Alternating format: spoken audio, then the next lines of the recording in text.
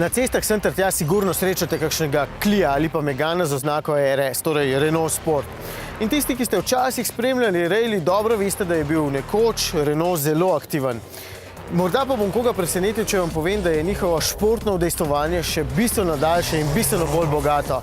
Staro je že 115 let.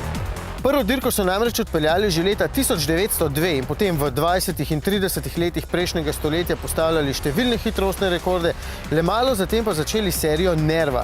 Leta 1934 so na primer z avtomobilom, ki je imel pod pokrovom 8-valjni motor, v 48 urah prevozili več kot 8000 km. Noro!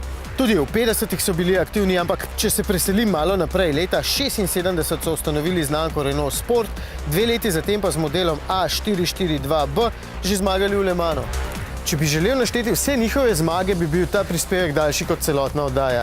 Bogata je zgodovina, zelo. Pa do novejše niti prišel še nisem, recimo do uspehov v ralliju z Jeanom Ranjotjem, prav s tem avtomobilom. Pa Senna je z njihovim pogonskim strojem zmagal že leta 85, no in tudi v 90-ih letih so rasturali v Formuli 1. In očitno bodo še. No, ampak tole ni učna ura zgodovine Renaulta. Vse to vam razlagam z enim samim namenom, ker imam danes neverjetno priložnost, da se z nekaterimi od teh strojev tudi zapeljem. Recimo s tem, ki takole fino ropota, grejo kar dlake po koncu. Mojega navdušenja ni moglo pokvariti niti deževno vreme in da sem doma pozabil kamero, da bi lahko videli moj nasmejan obraz. Zato mi boste pač morali verjeti, da sem v tistem, kar dejansko pomeni besedna zveza športno vozilo, res neizmerno užival. Vse 3 petice so me navdušile, ampak celo bolj kot tale Maxi Turbo, ki je seveda brutalno hiter, me je prepričal rdeči Alpin. 110 konjev in majhna masa, 5 nenatančnih prestav in turbo, ki se zbudi šele pri 4000 vrtljajih. Takrat cukne kot odtrgan, noro.